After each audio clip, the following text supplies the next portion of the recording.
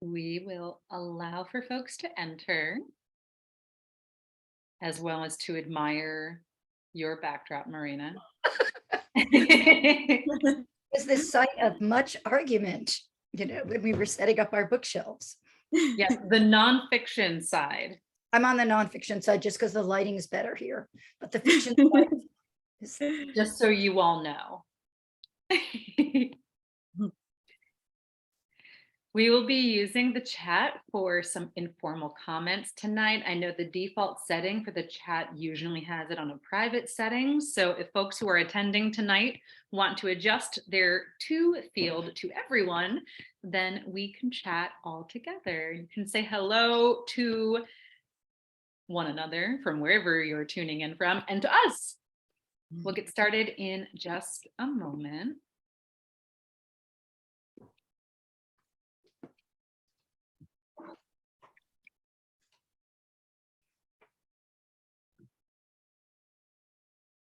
Hi, Mark. That's my husband. Hi, Bonnie from Sunset Park. Nice. Jackie from Maine. I'm Kay from Brooklyn. Oh, it's so good to see you. Yeah. Eve. From Maplewood. I love it. I love seeing where people are tuning in from. Yeah. Elaine. Especially because, Marina's launch is tonight. This is the first event. And so you're all here with us, which is so special because we're all in different places. And then next week is your live in-person event. So thank you all for joining us tonight. I think that makes for a perfect segue. Good evening and welcome to tonight's live online author event with Greenlight Bookstore. I'm Kay from Greenlight, and we are thrilled to host tonight's event with Marina Budhos presenting her new book, We Are All We Have. She will be talking with Tanuja, Desai, EDA. So you're in for an excellent time. Look at that book cover. Yeah, I wish I had a book to hold it too. Yeah, it's so beautiful. Yeah, well, you holding it up. Before we start, I just want to say a huge thanks to you both, Marina and Tanuja, and to the team at Wendy Lamb Books for making this happen, and to all of you for showing up and saying hi in the chat. We're grateful for your support and for the chance to make space for conversation and connection. Now, just a couple of quick housekeeping things. In our Zoom webinar tonight, you can see and hear the speakers, but they can't see or hear you. They can see that you're here though, and there are a couple of different ways that you can interact with the authors and with each other throughout tonight's event, which we highly encourage. The first, which we have all discovered now, is the chat, which you can find by clicking on the icon that looks like one speech balloon. You're welcome to post comments and thoughts in the chat. It's a great way to show your appreciation for the author and interact with fellow attendees. However, if you have specific questions that you would like to have answered by the author or either of our panelists, please post that question in the Q&A module. You can find it by clicking on the icon that looks like two speech balloons. We'll be pulling questions only from the Q&A to be answered in the later part of the program. And importantly, tonight's featured book, We Are All We Have, is available for sale from Greenlight Bookstore. As thanks for attending tonight's event virtually, we are offering 10% off the featured book. Enter coupon code Greenlight Events 10 into the coupon discount section at checkout online for 10% off, and I'll put that in the chat as well. Without further ado, our interviewer tonight is Tanuja Desai, EDA. Tanuja, she, her, is an award-winning author, singer, songwriter, and innovator of the book track. She is the author of Bombay Blues and Born Confused. She will be speaking with our featured author, Marina Budhos. Marina is the author of award-winning fiction and nonfiction. She has received an NEA Fellowship in Creative Writing and has been a Fulbright Scholar to India and was a professor of English at William Patterson University. Visit her online at her website, marinabudhos.com, and I will also put that in the chat for you all. Her new book, We Are All We Have, is a vivid exploration of what happens when the country you have put your hopes into is fast shutting down, and told through the story of one girl bursting with dreams and navigating secrets, love, and the lure of the open road. So I think you're all in for something special tonight. Thank you all for joining us. And Marina, you will start us off with a reading from the book. And then we'll be talking with Tanuja and then with all of you. So please, Marina, the show is all yours. Thank you.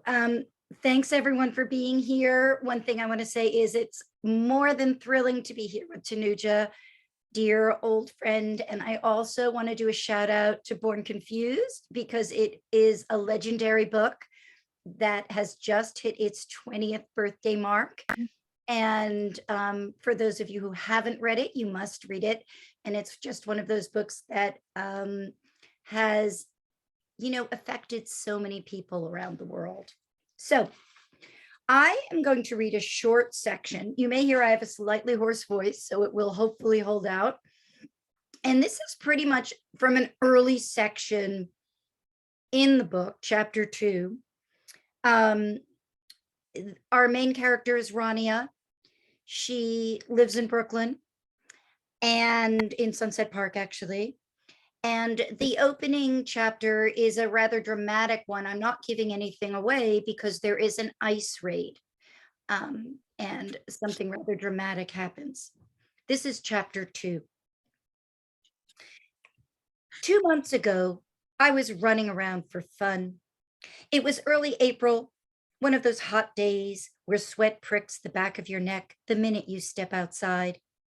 I just dropped off Kamal, that's her younger brother, at school and was heading over to the subway to meet my best friend, Fatima.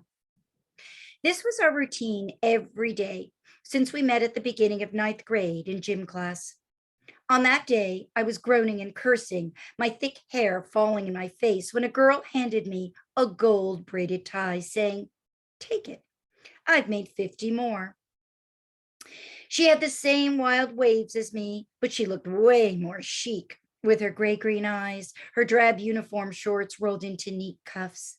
I snapped the band into place and felt sleek and cool. Now, by spring of senior year, it's like there's a wind under our sneakers. Fatima and I glide and slide through the Brooklyn streets. My neighborhood, Sunset Park, hers in Bay Ridge. Our shoulders loosened back, not bowed with textbooks. All that counted is behind us. Sure, we've got our Regents exams, but I'm not too worried. We're in the 4th quarter, our grades stacking up fine. I've got my admission to Hunter College in Manhattan. After lots of family drama, Fatima's going to Brooklyn College. On that day, we were wearing freedom t-shirts that Fatima designed, showing a silhouette of 2 girls before a sunset. Our little reward to ourselves for 4 years of manic work and pushing for grades while taking care of our siblings and remembering to pull the meat out of the freezer for dinner. So what if we declared ourselves free a little early? We deserved it. Self-care, Fatima calls it. She's always posting pics on Instagram on how to give yourself a spa day or light-scented candles to soothe your spirit. Blissful pictures of windows looking out on the Mediterranean Sea or of us lounging in Sunset Park, showing off our petties. Fatima's something fierce about fashion and self-love. I'm sure it's because of her mother, who got married at 16. Mrs. Elawadi is always in the same long house dress, day in, day out, too busy with taking care of Fatima and her 3 brothers. Fatima gets furious at her mother for letting her roots grow out. Now and then she drags her into the bathroom, packs her hair with her grandmother's recipe of henna and yogurt. I think Mrs. Elawadi likes it, actually. My daughter, the bossy general, I always obey.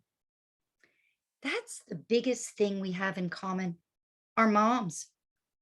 Young, old, we say, we'll never be like them. We'll fly fast before life tugs us by the ankles.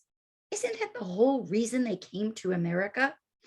Fatima's mother thought she was going to university in Cairo to be a nurse until her parents told her about a great match, a young man who already owned a business in the US. After many cups of mint tea, talking about the two young people, the matter was settled between the families. No way, that's how my life's decided, Fatima often declared.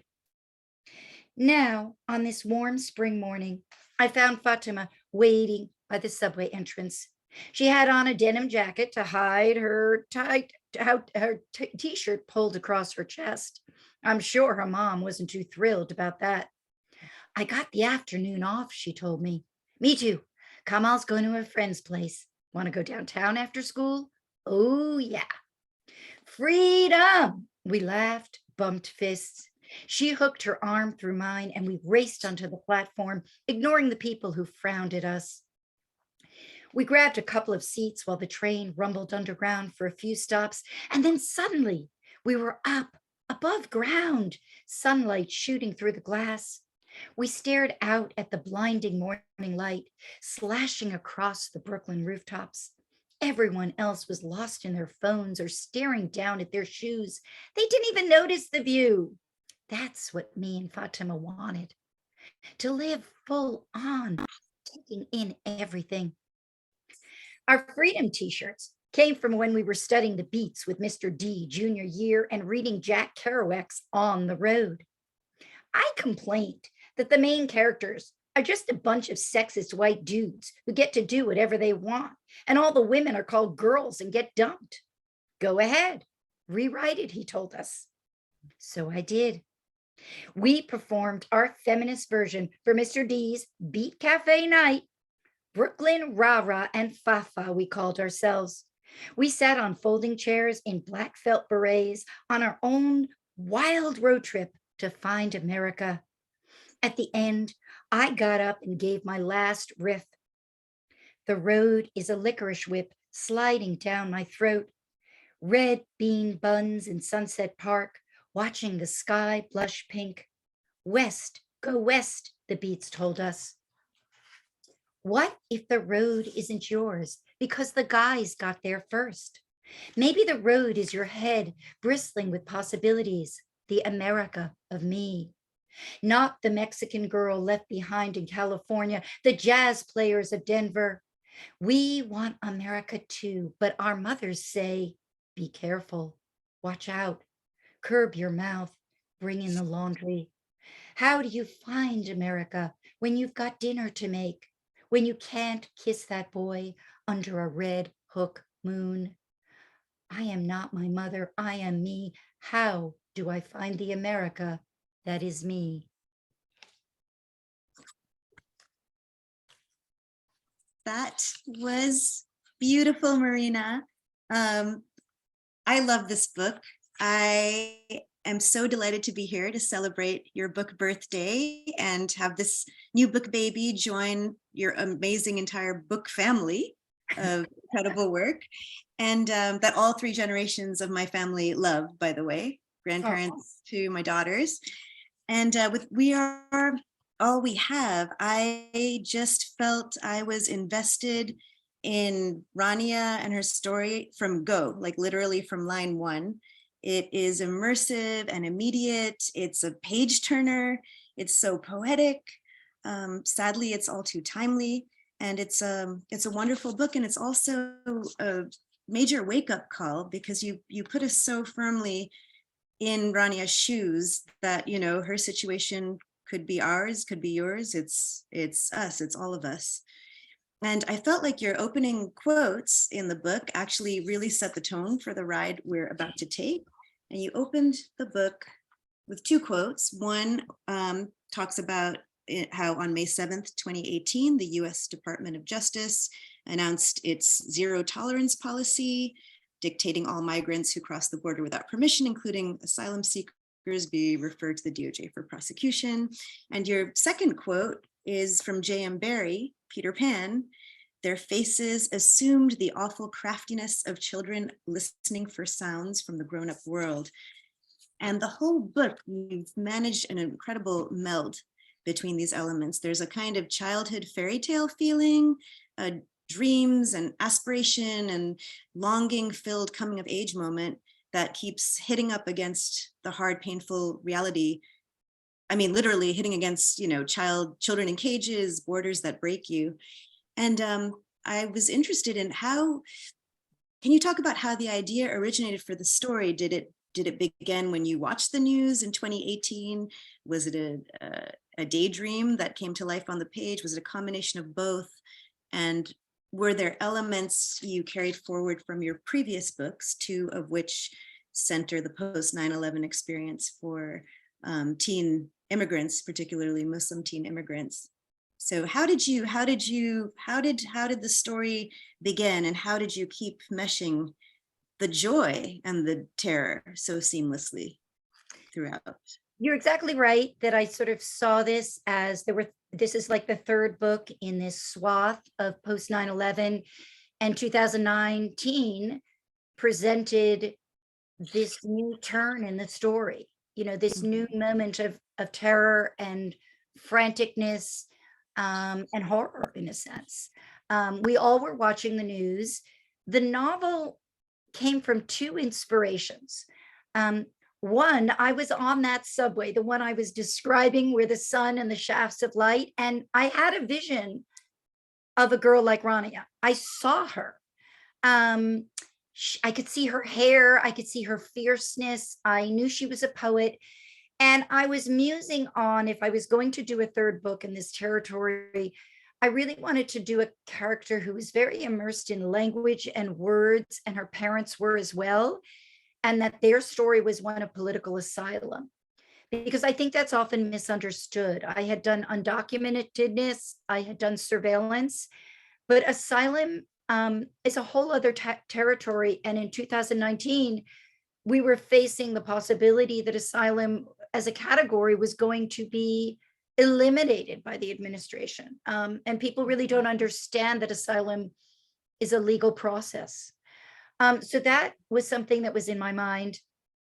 And then our local synagogue had decided to become a sanctuary space. And I went to a meeting, and we were going upstairs into sort of the slanted roof of an apartment and talking about a family that would have, preparing it for a family that would arrive. And I thought, oh my God, there's my novel. So I actually wrote another novel I sold the novel on that idea, and I wrote another novel called Sanctuary. And I actually published an essay today about the novel I left behind and the novel I ultimately wrote. So I wrote that because I thought I was exploring sanctuary. But what happened is Rania got a little buried in that story. And COVID hit. We were all kind of living in our very cocoon spaces. And I decided that I needed to break Rania out, that I needed to do the opposite and put her on the road and make it an urgent story of seeking America at a moment like this. And so I kept Rania, and her character was able to really break free, because there is this way in which, like Peter Pan, the adults are out there sort of damaging lives. But the children are central to the story. And I wanted to make Rania and her brother, and then the young boy Carlos, whom they meet in a shelter, I wanted to make them central. And so they hit the road, in a sense, in search of sanctuary, as opposed to beginning with sanctuary.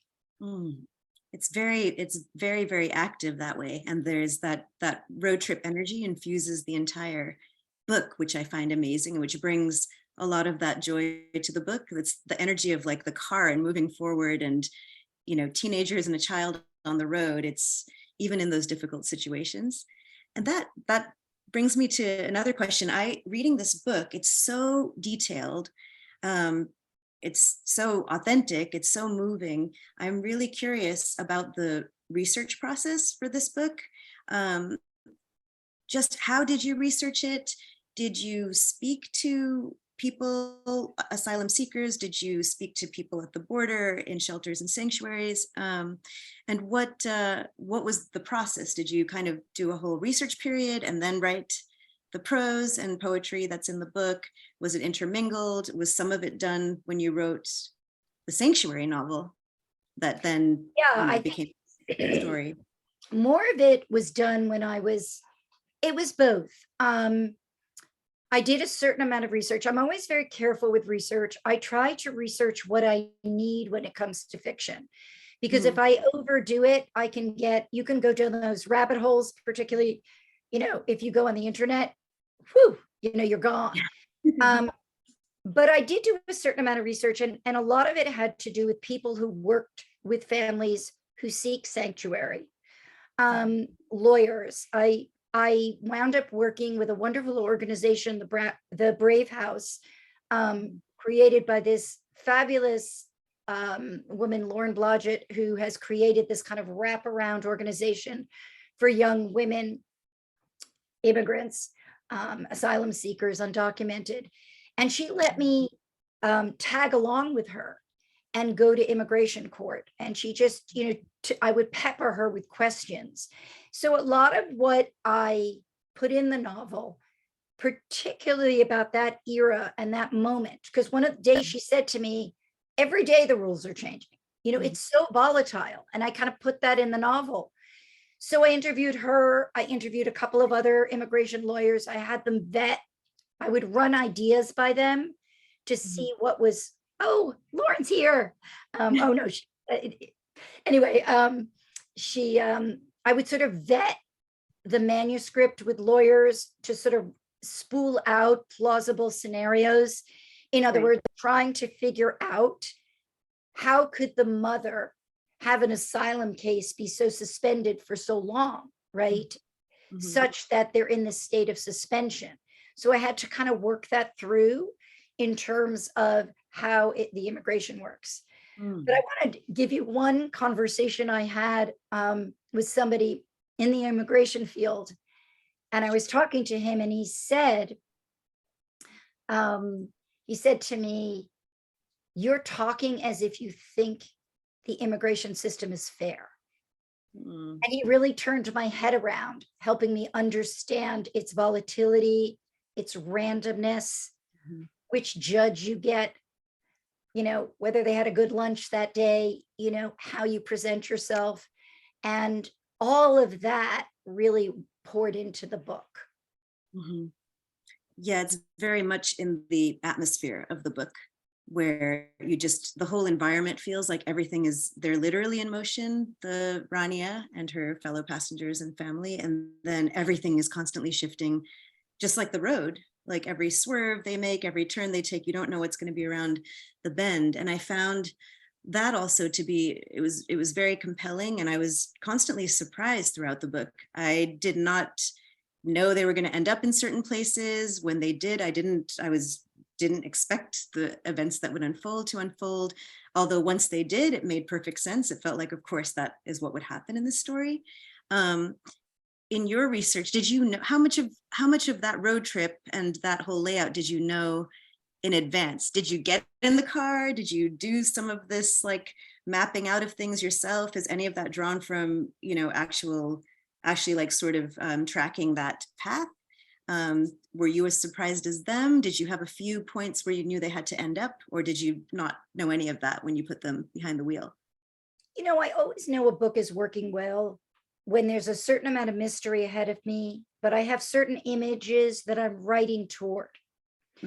So once I set her on the road, and there's sort of a family mystery that she's also going in search of, I knew I was going to set her in search of trying to solve this family mystery, which is part of what's behind the asylum story. But from then on, I actually didn't know exactly what the route would be, what the road would be. I let myself be as surprised as they were, because I really wanted to capture that on the fly, spontaneous teen rash decisions, because teenagers make decisions at the turn of a dime, and then they're adamant about it. And I wanted to capture that. You know, they see a painting and the next thing you know, they're going in another direction. I did have an image that they were heading north. Yeah. That they were heading toward Cape Cod, because I could just sort of see them there. I had this image of kind of the end of the country, the spit, and the fact that it coincided with On the Road because it's Route 6.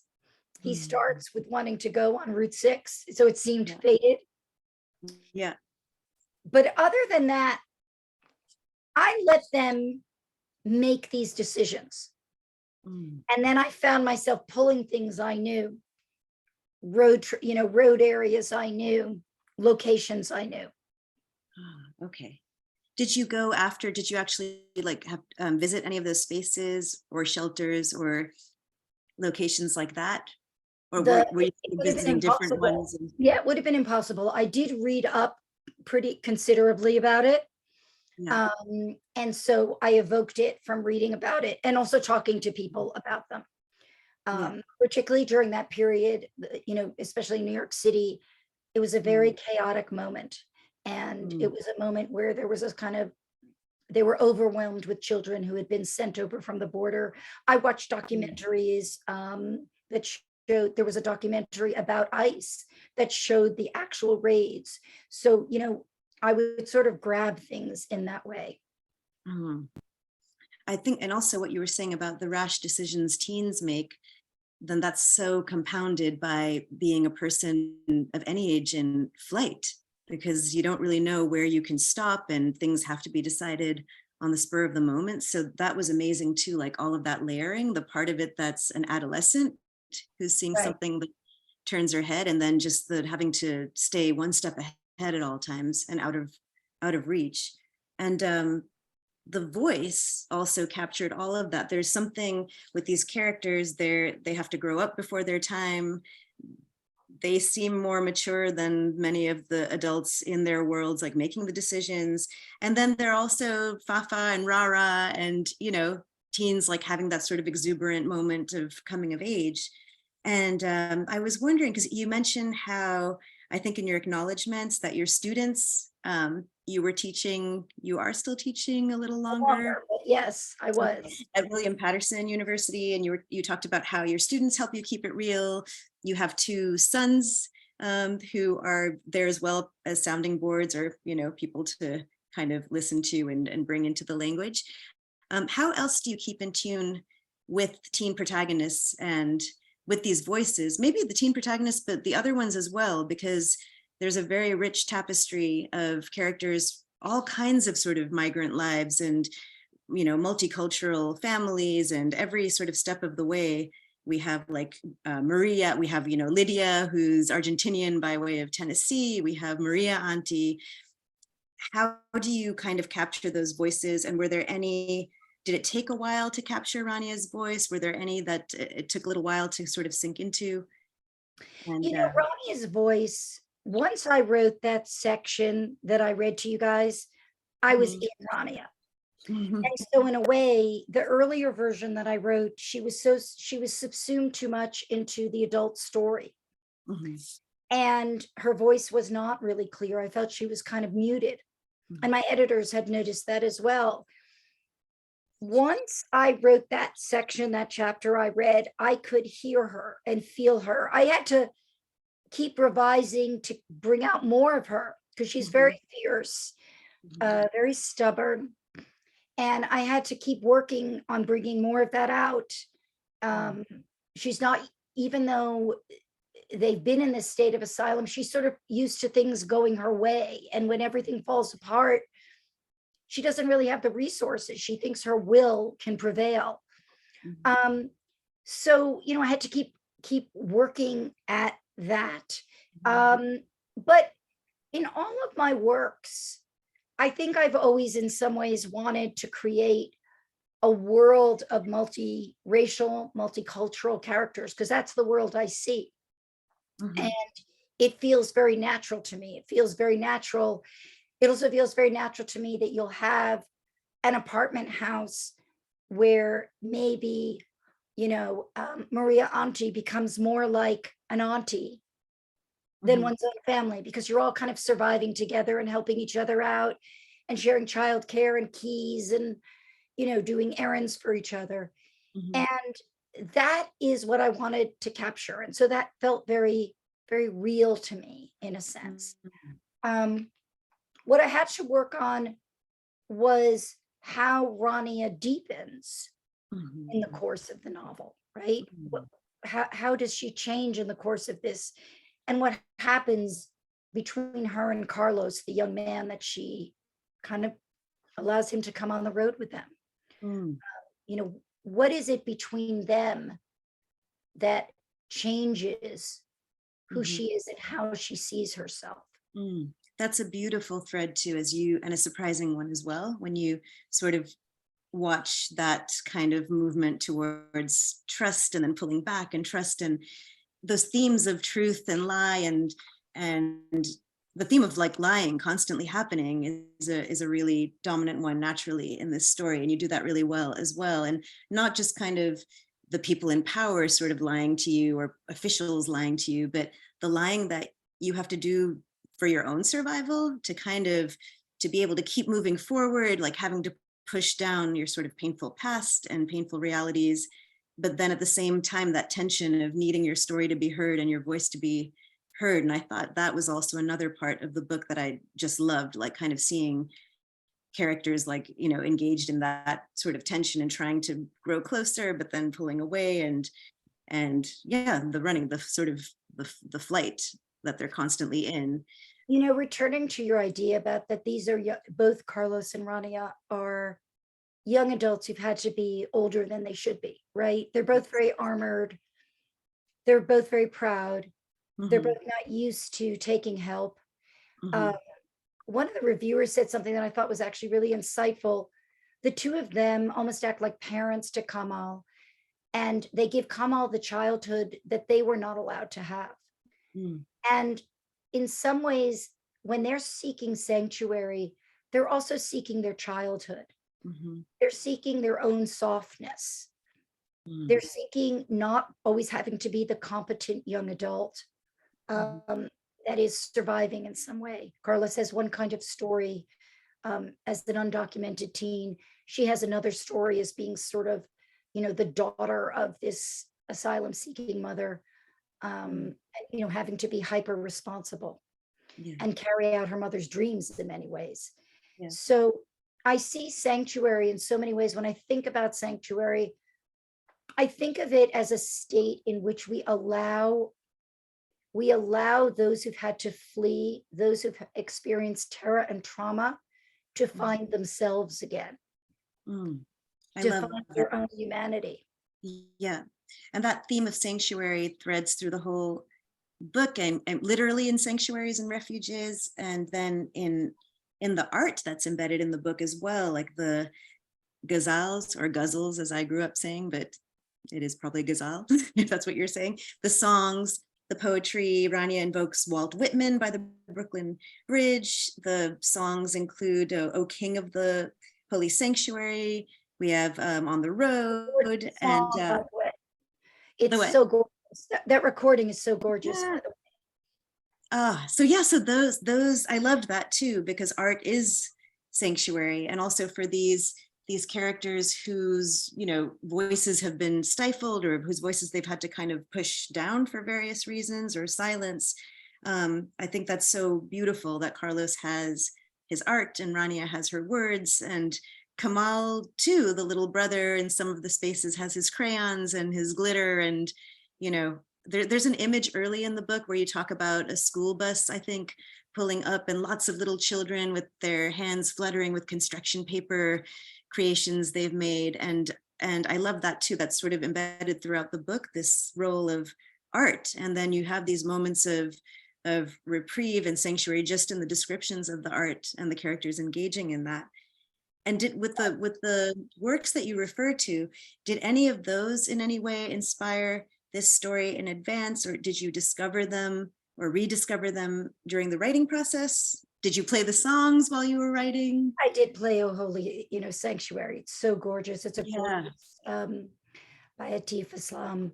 It's just gorgeous. But I sought out some of these ghazals. I kind of sought them out. I knew that one of the sort of the legacy that was given to Rania from her parents were words, were the power of words. Her father had been a journalist. Her mother, before her life was interrupted, loved literature. So yes, this is their thread of humanity, of how they cope, how they make sense, but also how they affirm their right to be in America. I did want to read one little short piece that actually speaks to what you were, because it's a story that Carlos tells. It's towards the end of the novel, and he tells a little story, and it's about the immigration system. It's a parable. My aunt used to tell me this story about a fisherman who was in love with a woman in her village. He could never find the right words to tell her how he felt. But every night he would go fishing in the night sky of tears and the night sky of stars. There, the words were perfect, crystal sharp. They said what was in his heart. So he gathered his star words in his net and set them in a letter by the girl's window. By morning, the crystal words had dried to ugly salt flakes. The girl would see nothing but the dirty paper and toss it away.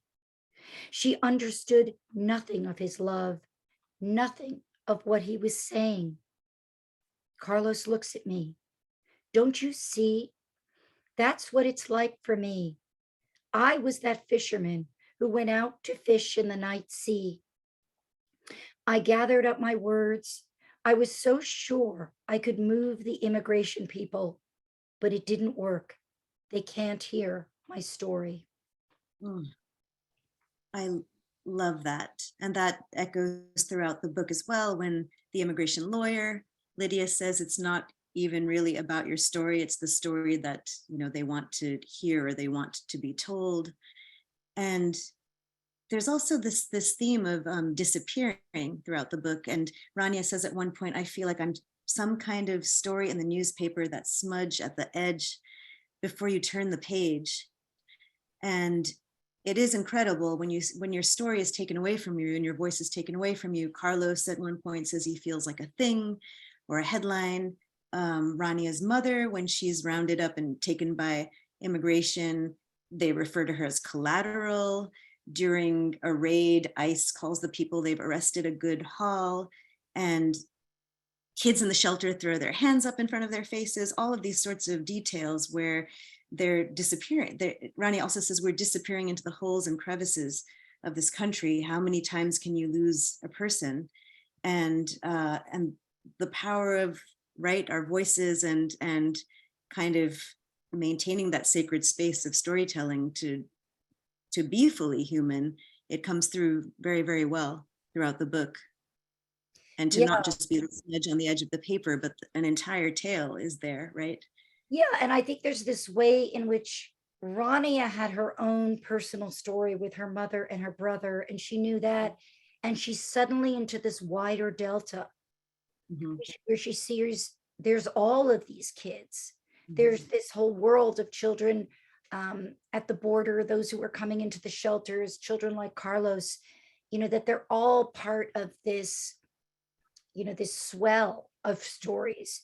And yes, I think Rania and Carlos are always struggling against this way in which they are turned almost into inanimate objects, where they are a thing. And, their desire to express themselves, to live and do crazy things on the road is to sort of be the multiplicity of selves that they are, as Whitman would say, right? That they're complex, contradictory selves, which they're not allowed to be. And which your writing allows them to be, and allows so many people to be, by reading, right? And by, as I was saying earlier, bringing us into their shoes, where we can actually empathize and start to get a little glimpse of what it might actually be for someone who's going through this situation. Yeah. So that's wonderful. Everybody should buy this book. Everybody should read this book. I had another question for you, but I'm just checking. I think we're at the point where I'm just letting the audience know if you have any questions for Marina. I grew up with typewriters, so I have opened the Q&A module for the first time in my life right now, but I don't know if I see anything there yet. But if anyone has any questions, you can think them up and drop them in there. Oh, I think I see one. Jackie. So Jacqueline is saying, thank you, Marina Tanuja. This was an inspirational talk. Oh, is the book available in languages other than English? And if not, is that a possibility in the future? I work with newcomers to the US and I would love to be able to share. Oh, well, that's, let's hope. Let's hope is all I can say. Right now, it's just been published and it's in English. And I would, of course, love for it to be published in other languages. Yes. So Jackie, from your lips or from your fingertips on the keyboard to all the foreign rights departments in the world. Exactly. I was gonna, if there isn't another question right there, I was gonna ask you also, Marina, because you have a very diverse and impressive body of work, and your work flows between genres. So there's nonfiction, like Remix Conversations with Immigrant Teenagers. You have the YA novels that we all read, The Long Ride, Watched, Tell Us We're Home, Ask Me No Questions. Adult novels, you've co-authored 2 nonfiction books with your husband. So what are the through lines and themes throughout, if any? What is the same and what's different about, moving among these genres, or even from book to book, like YA to adult, or even from your last YA novel to this YA novel? And do you work on one project at a time? Do you move in back and forth between projects? And does it take a while to get out of character and move on to the next one, or to get into character and launch into a new project? How do you kind of do this dance? So I do tend to have a lot of ideas kind of generating around me. And I don't tend to work on books that are at the exact same stage at the same time, right? Mm-hmm. So it might be that let's say I would be drafting this book and that's all I focused on. Mm-hmm. But then I've sent it to my editors and I'm letting it cool in my mind. I might pick up another project that I'm working on. Mm-hmm. So it's as if each thing is in a different stage. Right now, I happen to be working on, a nonfiction book proposal. And that it's a different part of my brain. But that's also because this book has just published. There's nothing more for me to do in terms of the writing. Mm-hmm. So I like to think that all the books have these thematic threads in them. I obviously have a sweet spot, a sense of passion about multicultural characters, immigrant stories, the immigrant family, the young person who's sort of navigating. One of the contributions I wanted to make to the YA world when I first started, one, it was to diversify, but also I think that for many young people and young characters, it isn't about being so much the individual who strikes out on their own as a teenager, which might be one way of thinking about coming of age. All of my characters are very entangled with the older generation, even as they're pulling away, even like Rania, as she's trying to distinguish herself from her mother, who plays too strong a role in her life.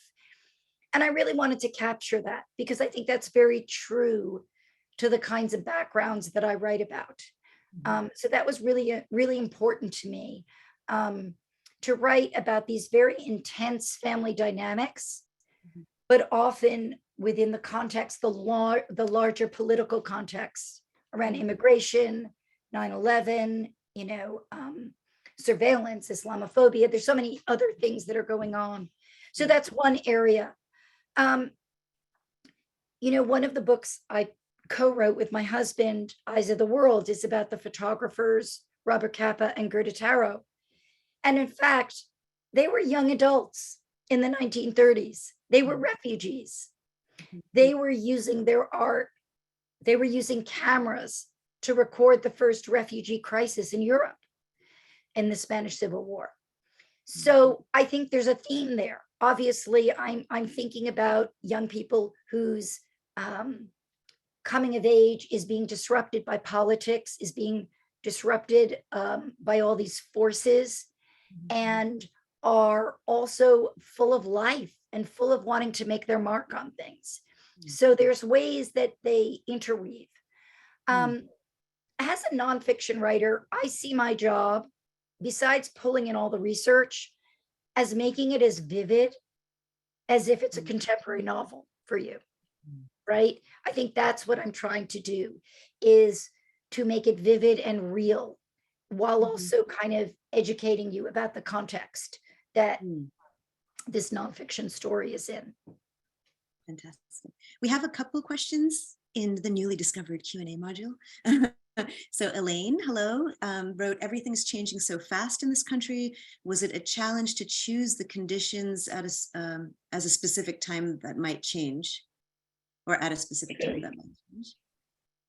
Well, I absolutely knew it was going to be that summer of 2019. That was when it was at a sort of fever pitch, or kind of late spring, summer. I had worked with a group of writers, and we created a benefit reading called Borders of the Heart, actually in the sanctuary space of the synagogue I was mentioning. And it was a fantastic, what we did is we read 5-minute snippets of immigrant literature. And I also invited a lot of immigrant writers so that we could sort of speak that out, kind of into the sanctuary space. And then we all read Auden. We all sang or kind of chanted Auden at the end as our religious ritual. But I guess my point being that I knew it was going to be that moment that I was writing about, because I thought that was the moment where it was kind of at a fever pitch. And we were actually, for that reading, raising money for the families at the border. And there's another question. Thank you for that one, Elaine. And Erin, hi Erin, just wrote, Marina, what do you hope readers take away from the novel?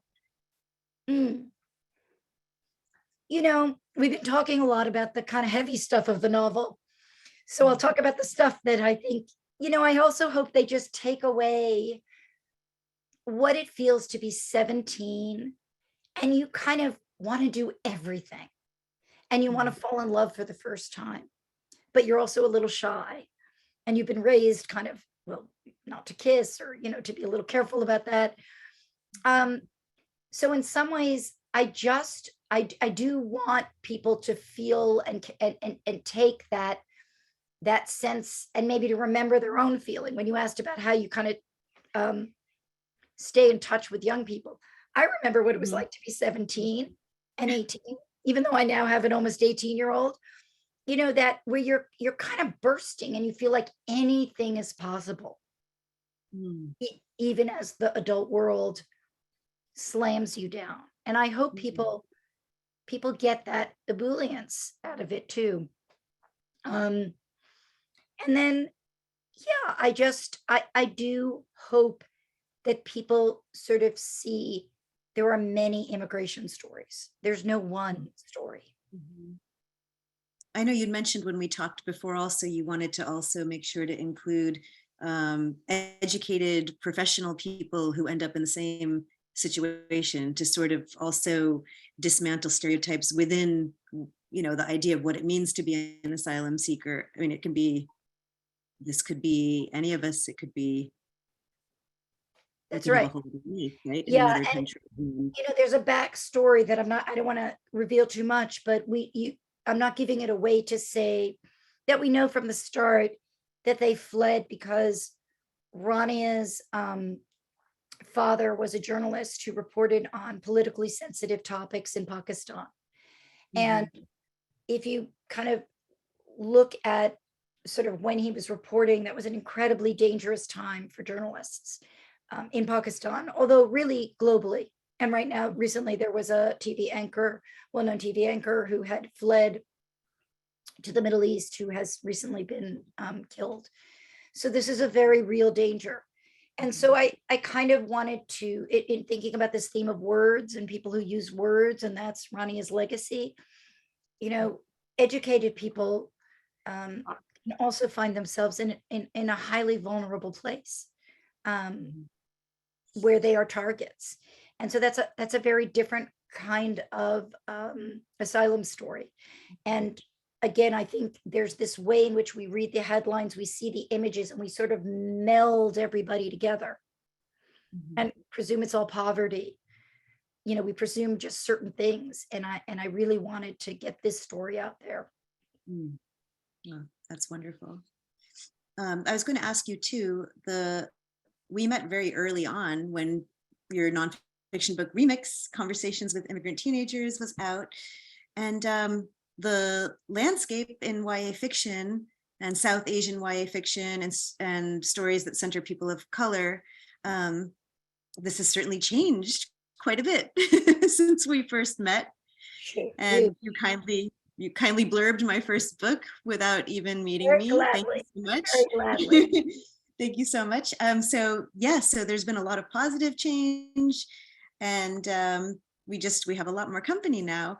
Could you talk a bit about this landscape, and has any of this affected what you choose to write, or how you write, or how you view YA literature? And tied in or not necessarily tied into that, what are you reading at the moment, and what do your sons read? What's kind of being read in your very literary household? I don't know what my son is reading, other than he's reading very interesting things for school.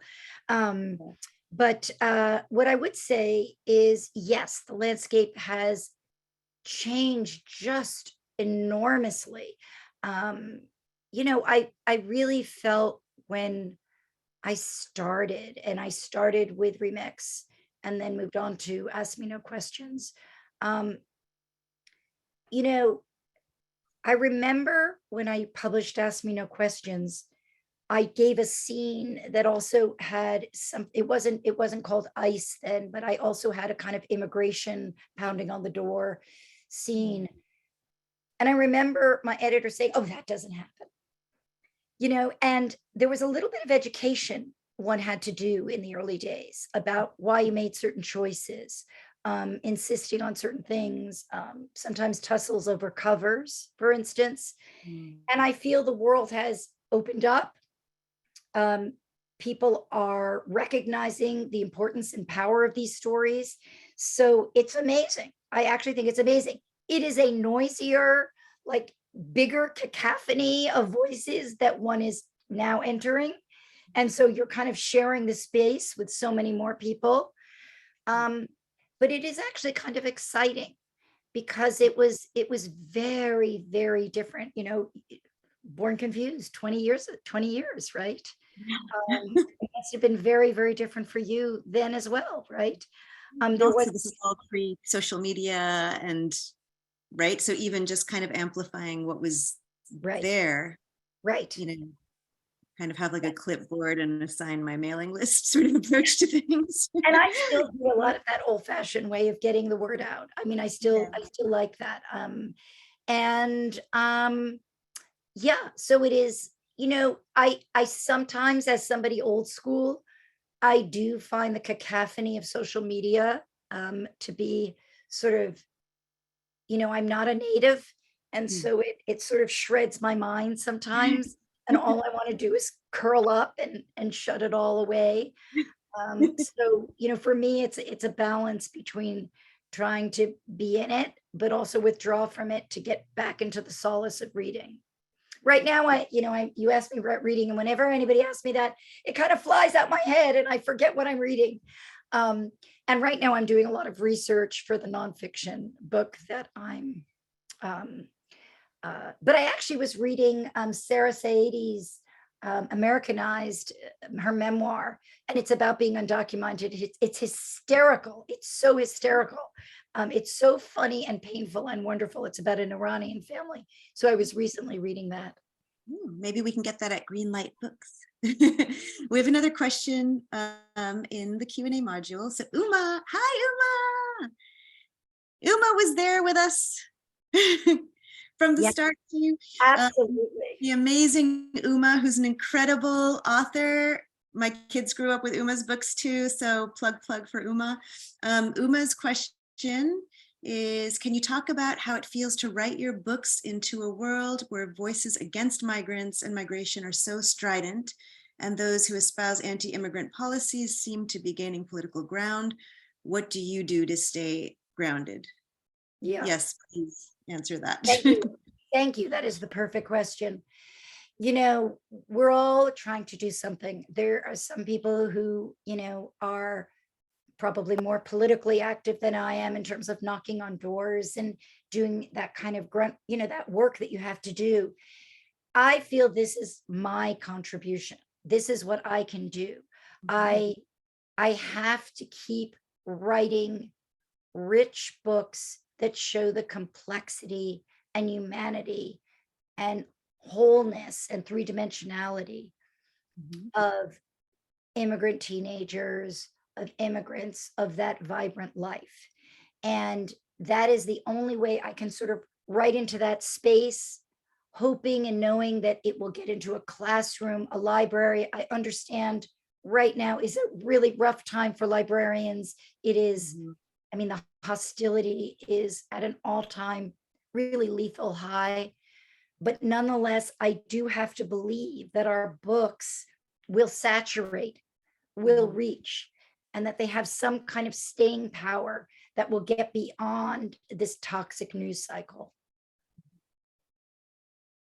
Thank you again from your lips. I think you're absolutely right. And that is being politically active by choosing who to put in the frame, right, of the story. And bookstores, you mentioned kind of getting into these spaces. A little shout out to Greenlight. And I didn't know if you wanted to mention Greenlight sort of how it's last present in wonderful coincidence is there are Greenlight, or kind of a fictionalized Greenlight, plays a role. It's a Brooklyn story. So she lives in Brooklyn. And so Rania actually wants to work at a bookstore like Greenlight. I'm not going to say much more, but it actually gets kind of a feature in the novel. So appropriate for my first event. Yeah. Well, thank you so much, Marina. Just you being willing to share yourself, your research, and your catalog with us. It's really exciting that we got to be your first event. And I know there was a lot of activity in the chat. So thank you everyone for your support, for your questions. I am so happy that everyone showed up for you. Tanuja, thank you for leading us in this conversation tonight. And thank you. Yeah, tonight was a great event. Thank you so much. Yay.